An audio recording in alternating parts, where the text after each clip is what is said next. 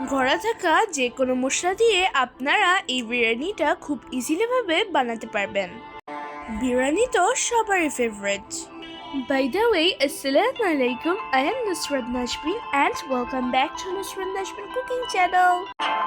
প্রতিদিনের মতো আজকেও আমার আম্মু আপনাদের সামনে হাজির হয়ে গেল একটা ইজি রেসিপি নিয়ে। সেটা হচ্ছে একদম রেস্টুরেন্ট স্টাইলে বিরিয়ানি রেসিপি।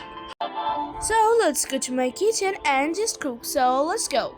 প্রথমেই আমাদের বিরিয়ানি মশলা রেডি করতে হবে। সেটা হচ্ছে লং ইলাচি, দারচিনি, তেজপাতা, মিষ্টি জিরা, কালো গোলমরিচ গুঁড়া, সাদা গোলমরিচ গুঁড়া, জয়ফল, জয়ত্রী, আর নিয়েছে শাহি জিরা, রাঁধুনি, স্টার।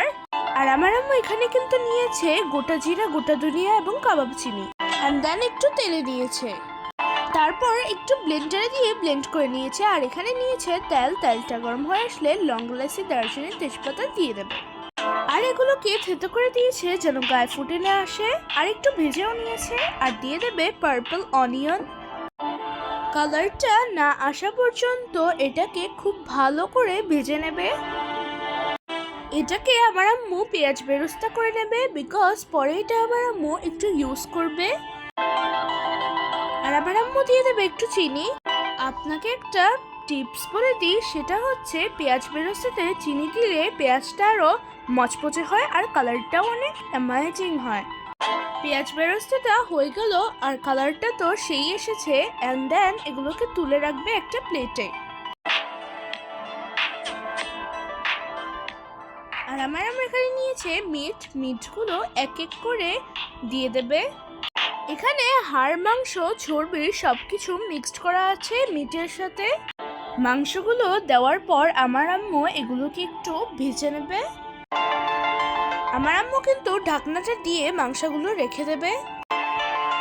মাংসগুলো চুলায় হতে থাক, এর ফাঁকে দিয়ে আমরা মশলাগুলো রেডি করতে থাকি। আমার আম্মু এখানে নিয়েছে টক দই 3 টেবিল চামচ। আমার আম্মু দিয়ে দেবে জিরার গুঁড়া 1 টেবিল চামচ, দিয়ে দেবে মরিচ গুঁড়া 1 টেবিল চামচ, দিয়ে দেবে একটু ধনিয়া গুঁড়া 1 টেবিল চামচ। আমার আম্মু ব্লেন্ডার করে 2 টেবিল চামচ বিরিয়ানি মশলা দিয়েছে। আমার আম্মু প্রতিটা মশলা থেকে ডবল করে দিয়েছে।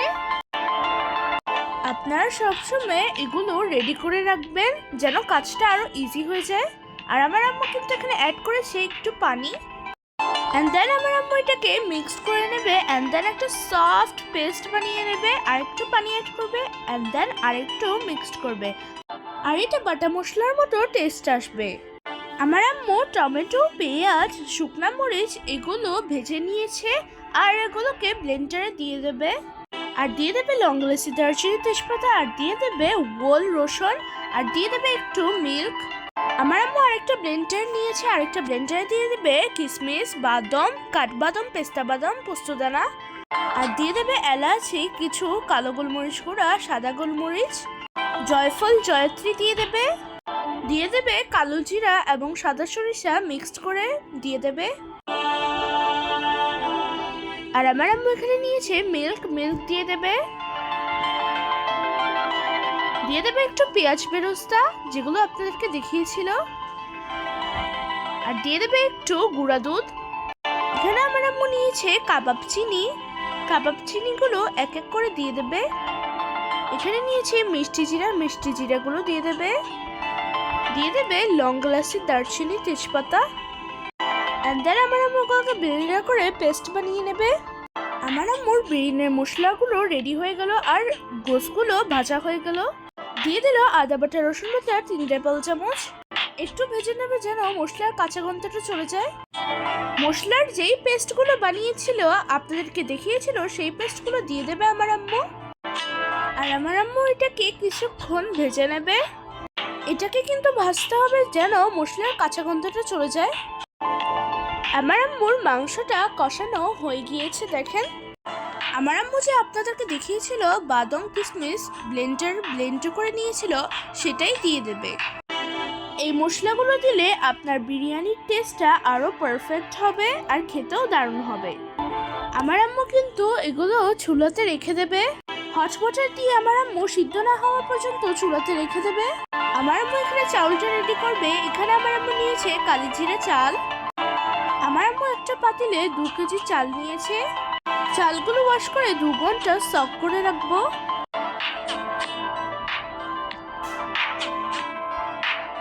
আমার আম্মু এখানে নিয়েছে ঘি এন্ড দেন ঘিটা দিয়ে দেবে। আমার আম্মু ঘি দিয়েছে, আপনারা চাইলে তেল অথবা ঘি দিতে পারেন।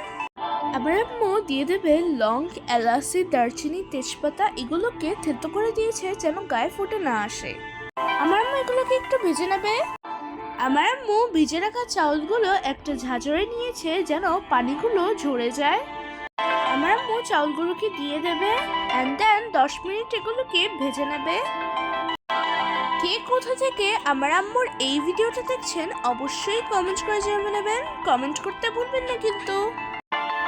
এই তো আমার আম্মুর ভেজে নেওয়া হয়ে গেল। ভেজে নেওয়ার পরে এখন আমার আম্মু দিয়ে দেবে আদা বাটা, রসুন বাটা। আদা বাটা, রসুন বাটা কিন্তু 1 টেবিল চামচ করে দিয়েছে। আমার আম্মু মাংসের ভিতরে সব মশলাগুলো দেওয়া আছে, তাই আমার আম্মু এখানে একটু কম মশলা দিয়েছে।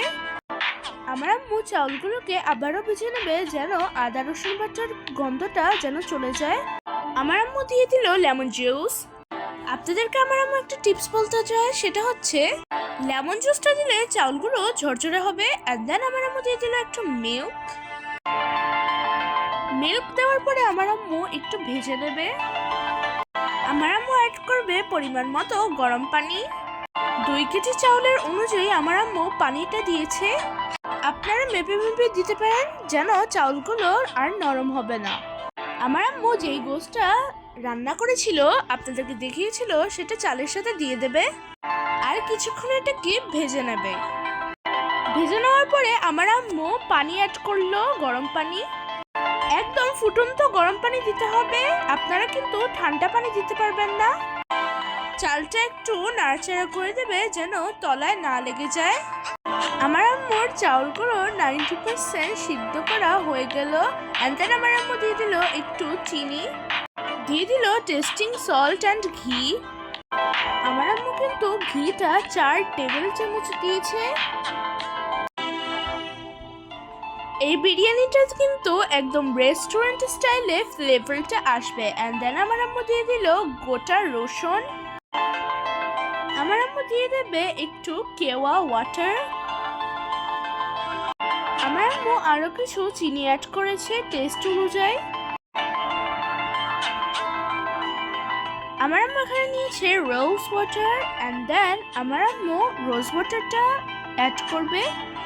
আমার আম্মু এখানে নিয়েছে biryani essence. And then biryani এসেন্সটা অ্যাড করবে। এন্ড দেন আমার আম্মু এখানে নিয়েছে গোটা কাঁচামরিচ। গোটা কাঁচামরিচটা দিয়ে দেবে। এন্ড দেন দিয়ে দেবে পেঁয়াজ বেরেস্তা। এন্ড আমার আম্মুর বিরিয়ানিটা হয়ে গেল। বিশ্বাস করেন যেই দিন আমার আম্মু এই বিরিয়ানিটা বাসায় বানায় সেই দিন তো আমাদের বাসায় পুরো ফ্রেগ্রেন্স ছড়িয়ে যায়। আর আমরা তো ভাবি আমার আম্মু আমাদের একটা রেস্টুরেন্ট খুলেছে। মনে হয় যে এটা রেস্টুরেন্ট, মনে হয় যে এটা রেস্টুরেন্টের বিরিয়ানি। এটা বোঝাই যাবে না যে এটা হোমমেড বিরিয়ানি। আমার আম্মুর এই বিরিয়ানি রেসিপিটা যদি আপনারা ফলো করে বানান তাহলে আপনার এই বিরিয়ানিটা হবে 100% পারফেক্ট। সো আই হোপ এই রেসিপিটা আপনাদের থেকে অনেকে ভালো লেগেছে। যদি এই ভিডিওটা ভালো লাগে থাকে তাহলে অবশ্যই লাইক, শেয়ার, কমেন্ট করে দেবেন এবং সাবস্ক্রাইব করতে ভুলবেন না কিন্তু। So see you in the next video. আল্লাহ হাফেজ, টেক কেয়ার এভরিওয়ান।